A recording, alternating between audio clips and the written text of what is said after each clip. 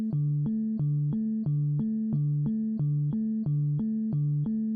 Morning students. आज हम लोग पॉलिटी की सेकंड क्लास ला रहे हैं और पॉलिटी की सेकंड क्लास जो है हमारी पार्ट, आर्टिकल और शेड्यूल है। भाग, अनुच्छेद और अनुसूचियां।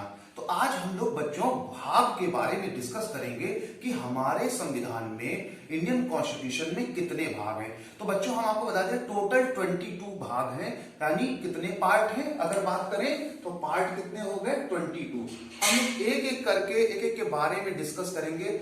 जैसे यहाँ पे पहला कहा गया है भाग 1 यूनियन एंड इट्स टेरिटरी, यानी पहले भाग में यह बताया गया संघ क्या होता है और संघ शासित क्षेत्र क्या होते हैं। आपको पता है बच्चों, भारत जो है राज्यों का एक संघ है और उसके साथ ही संघ शासित क्षेत्र है। दूसरा भाग कह रहा है सिटीजनशिप, नागरिकता। नागरिकता मतलब अगर हमारा जन्म भारत में हुआ है तो हम भारत के नागरिक हैं, इस प्रकार से हमें भारत की नागरिकता मिलती है। तीसरा पार्ट कह रहा है फंडामेंटल राइट्स, हमारे कुछ मौलिक अधिकार हैं, जैसे हमें शिक्षा ग्रहण करने का अधिकार है, हमें भारत के अंदर किसी भी राज्य में नौकरी करने का अधिकार है, तो ये हमारे फंडामेंटल राइट्स हैं।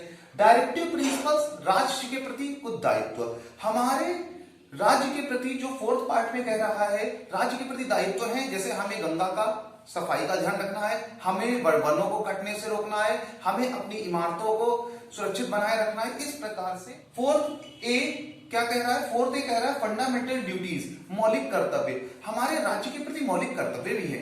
मौलिक कर्तव्य हमारे राज्य में जैसे कि 6 से 14 वर्ष के बच्चों की शिक्षा की व्यवस्था करना, ये एक परिवार का कर्तव्य है और सारे बच्चे पढ़े, ये हमारे राज्य का कर्तव्य है।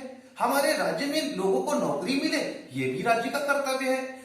इसके बाद फिफ्थ पार्ट कह रहा है यूनियन। यूनियन मतलब संघ। भारत किसका संघ है? हमने अभी आपको बच्चों बताया कि भारत राज्यों का एक संघ है। सिक्स पार्ट स्टेट, राज्य की परिभाषा दी गई। राज्य क्या होता है? हमारे देश से छोटी सीमा का क्षेत्र होता है जो कई जिलों से मिलकर के बना होता है, उसे हम राज्य कहते हैं। सातवां जो है सेवेंथ अमेंडमेंट। सेवेंथ अमेंडमेंट कहता है भाषा के आधार पर राज्यों का पुनर्गठन, उसको रखा गया है। क्यों? क्योंकि हमारे यहाँ पहले प्रांतों में भारत डिवाइड था, उसके बाद क्या किया गया, भाषा के आधार पर राज्यों का पुनर्गठन किया गया। यूनियन टेरिटरीज, यूनियन टेरिटरीज मतलब संघ शासित क्षेत्र। स्टूडेंट, संघ शासित क्षेत्र वो क्षेत्र होता है जहां पर राष्ट्रपति का शासन होता है। आपका 9th कहता है पंचायत, गांव में, ग्रामीण इलाकों में जो सुविधाएं हैं, जो कार्यक्रम है, उसको देखने के लिए पंचायत होती है। Schedule and tribal areas 10th में बताया गया। अनुसूचित जाति, अनुसूचित जनजाति के क्षेत्र के बारे में बताया गया।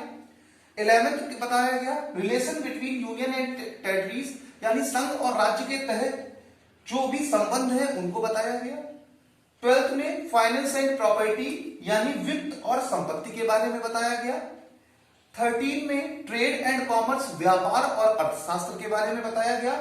और 14 में राज्य और संघ के तहत सेवाएं, जैसे बच्चों आईएएस की सेवा होती है, पीसीएस भी एक सेवा होती है, तो ये सेवाएं कहां बताई गई? बच्चों आईएएस की सेवा होती है, पीसीएस भी एक सेवा होती है, तो ये सेवाएं कहां बताई गई? 14 में। तो हमने स्टूडेंट्स देखा था अभी 14 तक अमेंडमेंट के बारे में देखा और 14 पार्ट्स देखे।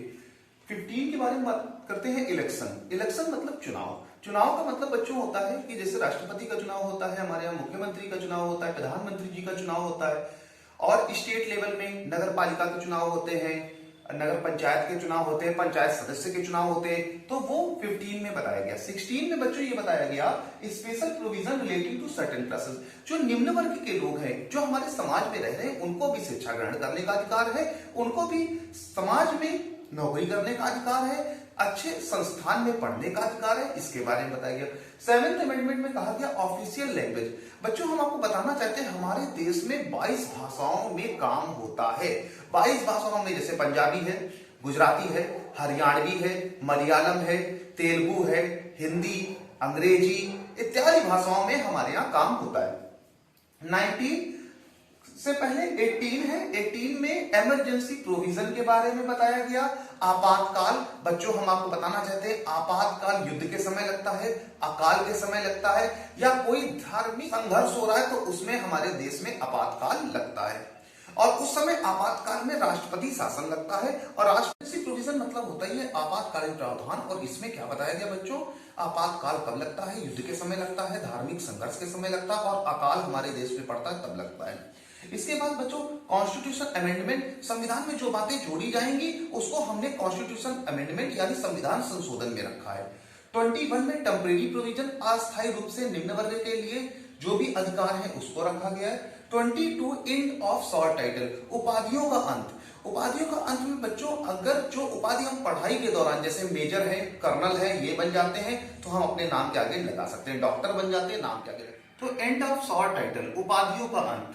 तो 22वें भाग में बताया गया है उपाधियों का अंत। उपाधियां हम वही धारण कर सकते हैं जो हम शिक्षा के दौरान ग्रहण कर सकते हैं। उपहार में अगर कोई उपाधि मिल रही है, ठीक है, जैसे बच्चन साहब, हरिवंश राय बच्चन को बच्चन की उपाधि मिली थी, तो वो उपाधि हमें राष्ट्रपति को बतानी पड़ेगी, तभी वो उपाधि हम अपने नाम के आगे लगा सकते हैं। इस प्रकार बच्चों आज की क्लास में हमने भाग के बारे में पढ़ा, सारे 22 पार्ट्स जो थे वो पढ़े। अपने नेक्स्ट वीडियो में हम आगे पॉलिटी का डिस्कस करेंगे, पॉलिटी के बारे में पढ़ेंगे। आप हमारे चैनल लेट्स क्रैक इट को लाइक करें, शेयर करें, सब्सक्राइब करें। Thank you class.